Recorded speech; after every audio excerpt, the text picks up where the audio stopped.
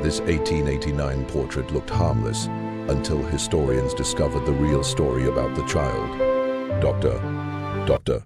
Sarah Mitchell had spent 15 years studying photography from the Victorian period, but nothing prepared her for what she found on that warm August afternoon in 2023. The archive room at the Philadelphia Historical Society smelled of old paper and chemicals used for preservation as she slowly turned the pages of a leather-bound portfolio marked Henderson's Studio Collection, 1885-5, 1892. Most of the photographs were ordinary, serious businessmen, women in tight corsets, families posed stiffly. Then she came to one that stopped her. It was a formal portrait of a child, maybe 7 or 8 years old, sitting in a fancy chair. The child wore a beautiful white lace dress with fine embroidery, hands folded neatly in the lap, light brown curls around a face with pale skin and bright hazel eyes. Something did not feel right. Sarah leaned in closer, her experienced eyes noticing small details others might overlook. The clothes, though expensive, looked a little too big, as if borrowed. The background was Henderson's usual parlor setting, but the lighting was different, soft and gentle, more flattering than the studio's normal sharp style.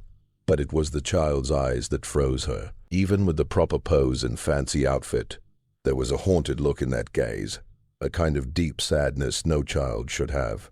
The mouth showed a careful smile that never reached the eyes. Sarah took a photo of the portrait with her phone, then checked the studio's logbook. The entry was very short. April 12, 1889. Child portrait. Payment received ahead of time. No name given. No name. In a time when photographers carefully wrote down every client's details for their records, leaving out the name was very unusual. She noticed faint pencil writing on the back of the photograph. Almost gone after 134 years. Under the archive's special light, she could just read 3 words in quick handwriting. For his future, his future. The child in the fancy dress was a boy. Sarah's heart started beating fast. This was not just a strange photograph. It was a planned image, carefully made to hide the truth instead of show it. Someone had spent a lot of time and money to create this exact illusion. But why? Sarah spent the next 2 days doing deep research on James Henderson, the photographer whose studio made the mysterious portrait. Henderson ran one of Philadelphia's top photography businesses from 1882 until he died in 1903. He served the city's rich families and recorded the social upper class. His studio journals, kept in very good condition, showed he was a careful businessman who noted not only names and dates, but often personal comments about clients, their likes, family ties, and how they paid. Yet the entry for April 12, 1889, stayed short and empty of details. Sarah checked the date against Philadelphia's historical records. The spring of 1889 was a difficult time. The city was growing fast with industry, and many immigrants were arriving. Racial tensions stayed hidden under the surface of city progress. Pennsylvania had ended slavery many years before, but separation and unfair treatment were still common every day. She found something interesting in Henderson's personal diary, kept in a different part of the Historical Society's papers. The entry for April 11th, 1889, one day before the portrait, said, "Received unusual request, payment very good, conscience worried, but the reason seems right. May God forgive me if I am wrong." The next entry, April 13th, simply said, "It is finished. The child now has a chance." Sarah's hands shook as she took pictures of the pages. Henderson had felt unsure about something, yet believed he had to do it. The large payment pointed to rich clients, but no names meant they wanted secrecy. She started looking at other photographs from Henderson's studio around that same time, searching for any with similar blank entries or odd details. Most were normal, named families, dated events, recorded moments. Then she found another strange one. 3 months after the child's portrait, Henderson photographed a well-dressed African-American woman by herself, which was rare then. The entry said only personal sitting. No copies asked for, original given. Could this be connected? Sarah's thoughts filled with ideas, each one more worrying than the last.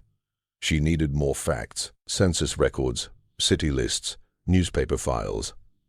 The child in that portrait had a real story, and she was going to find it. Sarah reached the Library Company of Philadelphia early in the morning, her laptop bag full of copied papers and notes. The research librarian Marcus Chen had become a helpful partner in her search. When she told him what she had found, his face turned serious. "You're looking at racial passing, aren't you?" Marcus said quietly, taking out a book on African American history in Philadelphia. Sarah nodded. "I think so, but I need clear proof." Marcus helped her go through the 1890 census records. If a family was trying to pass their child as white, they would need papers. Birth certificates could be changed or lost. But census records, school lists, and church books create a trail that is harder to remove completely. They began with Philadelphia's 7th Ward, a mostly African American area in 1889. The ward's records listed many families with young children, but when they checked school enrollment lists, something stood out. Several black families had children who suddenly vanished from local records between 1888 and 1890, with no death years filed. They were sending them away, Sarah said softly, starting to understand. Families with light-skinned children were sending them north or west, giving them new names and made-up backgrounds so they could go to white schools and have jobs closed to black Americans. Marcus opened newspaper archives on his computer. "Look at this. April 1889, just weeks after your photograph." The Philadelphia Tribune printed several articles about a network helping mixed-race children move for better education. The articles were written carefully, but the meaning was plain. Some families, often with money and contacts, made painful choices to separate from their children, giving them European-sounding names and false stories, so they could attend white schools and follow careers denied to black people. Sarah found an advertisement from Henderson Studio in an April 1889 issue of a small African-American newspaper. Discreet photographic services available. References needed, questions kept private. He was offering services to black families, Sarah said.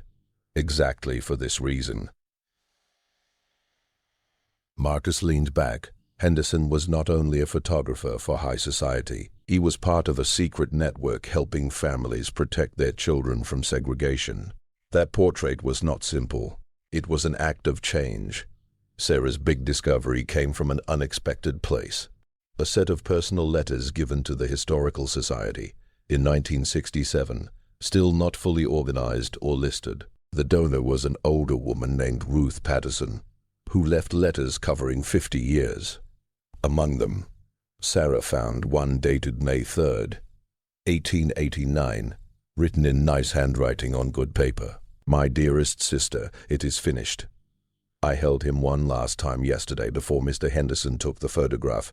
He looks so lovely in those clothes, so different from the boy who plays in our garden. He does not yet understand why he must go, why Mama's face is wet with tears while she smiles and talks about his big adventure. James says the family in Boston is kind and educated.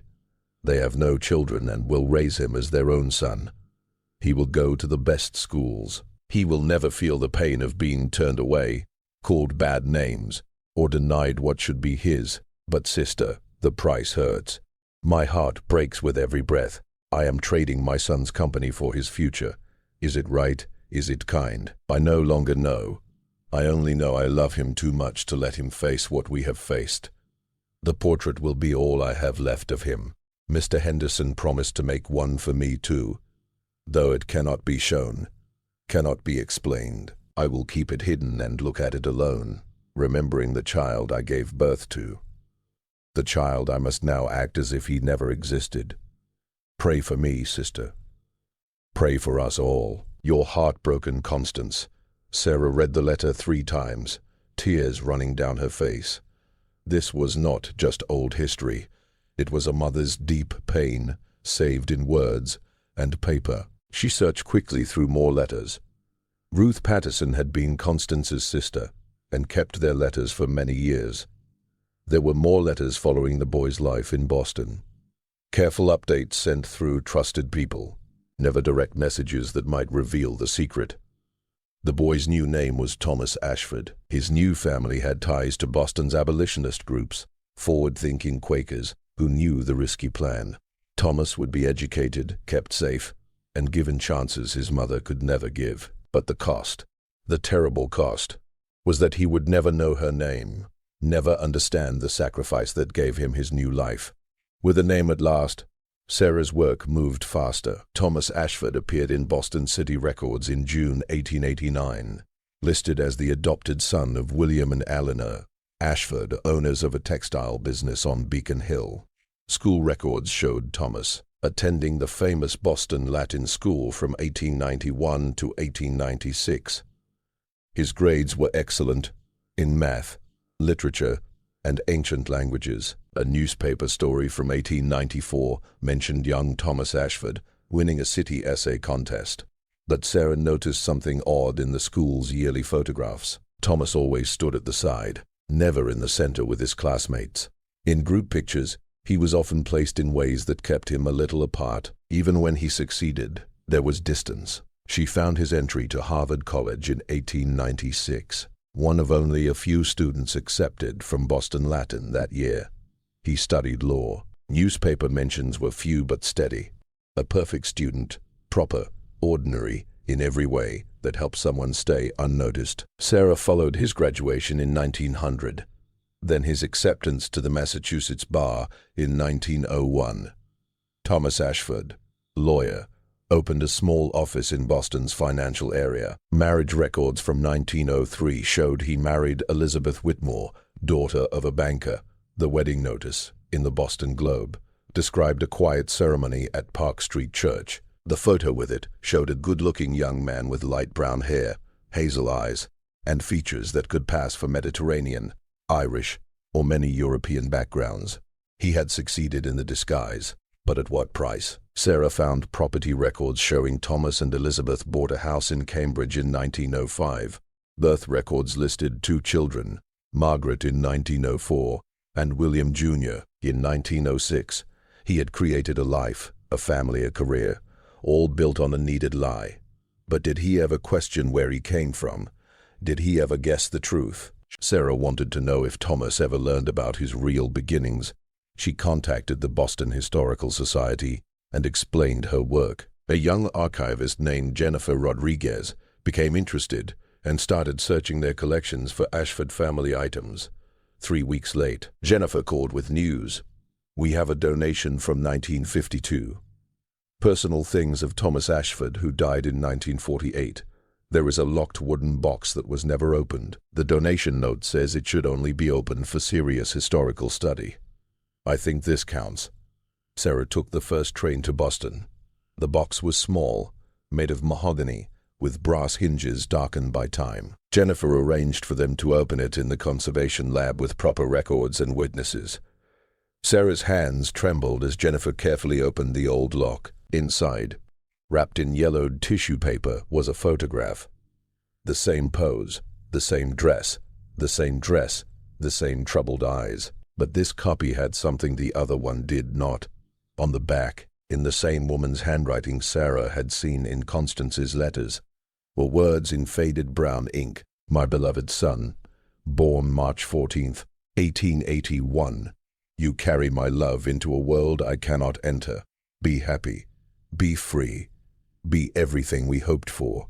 Your mother, who will always love you. Constance Marie. Under the photograph was an envelope sealed with red wax, addressed simply to Thomas. Should we open it? Jennifer asked gently. Sarah nodded, her throat tight. Inside was a letter dated December 20th, 1920, in the neat writing of an older woman. My dear boy, if you are reading this, then I have passed away, and perhaps enough years have gone by that the truth can finally be shared. I am your mother, not the kind woman who raised you, though I thank her memory and feel endless gratitude for her love, but the woman who gave birth to you, who held you for 8 years before making the hardest and most needed choice of my life. The letter went on in Constance's calm but broken voice, explaining Thomas's early years. She had been born free in Philadelphia in 1855, daughter of a successful tailor who served both black and white customers. Her family did well through hard work and carefree steps in Philadelphia's difficult racial world. She married James, a skilled carpenter, in 1878.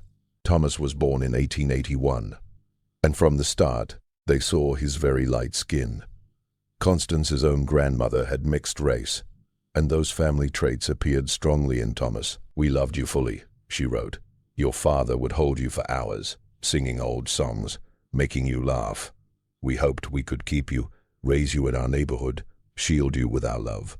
But as you grew, it became clear you looked white, could pass for white, and we understood what that could mean, what doors it might open that would stay closed to us forever." The letter described Philadelphia in the 1880s with painful truth. The separate schools, where black children got old, outdated books, the limits on jobs, the daily insults and risks. Thomas had seen some of it, even as a small child.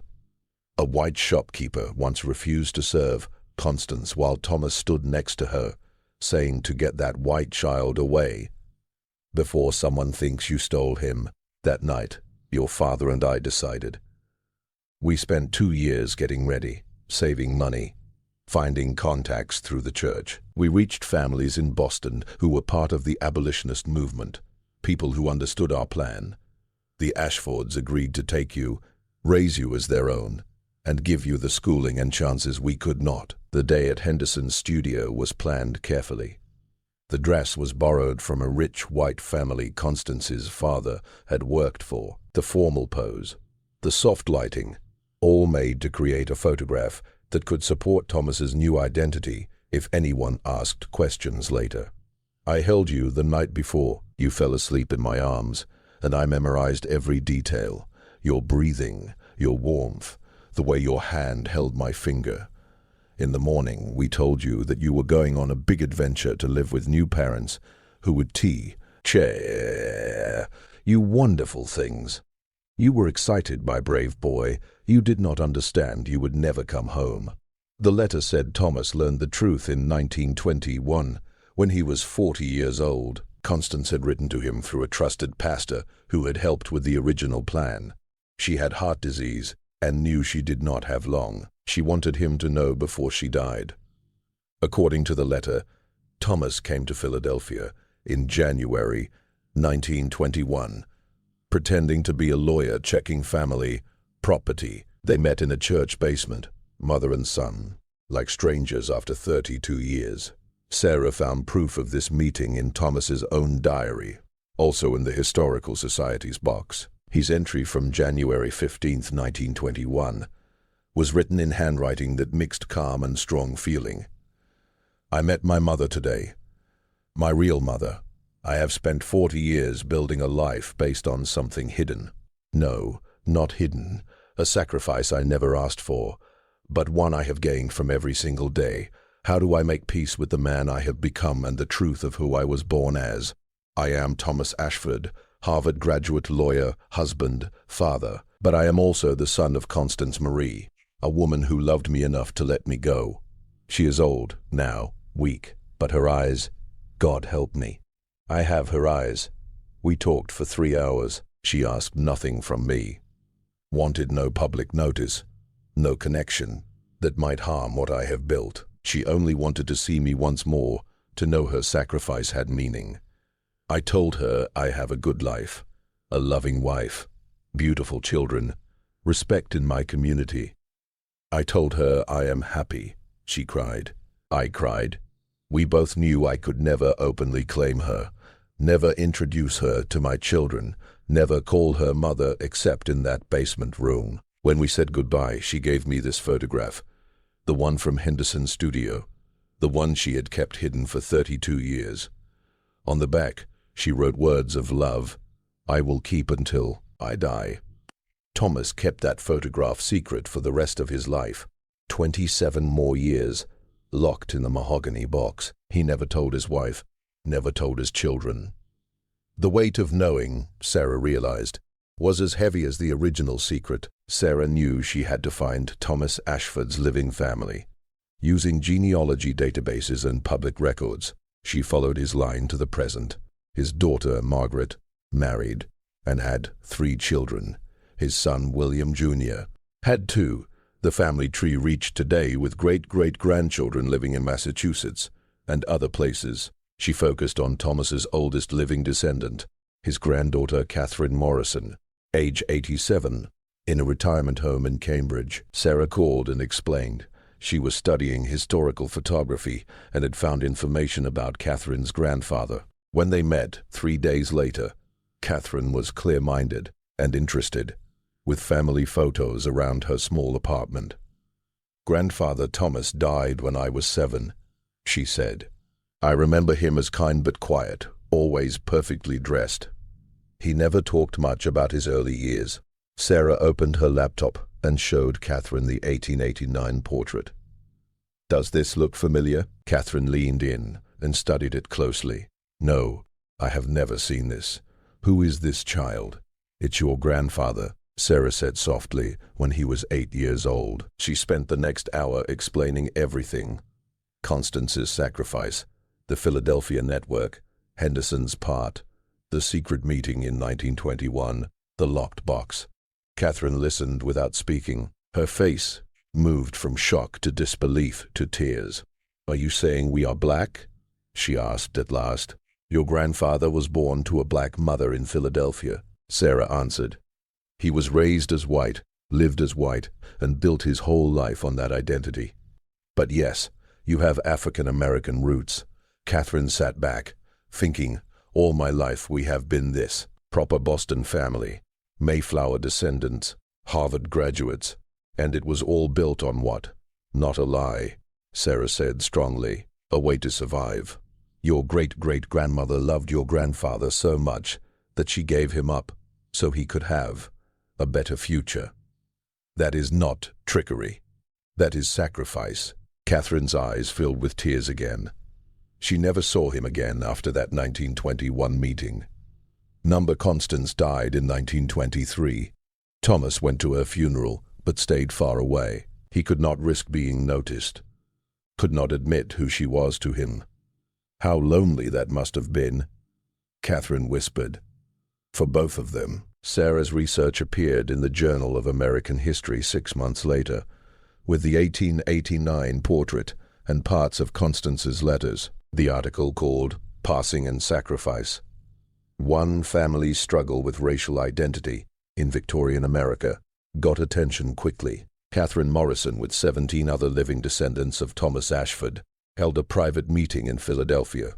They visited the church basement where Thomas and Constance had met a century before. Together they looked at the original portrait, now borrowed from the Historical Society.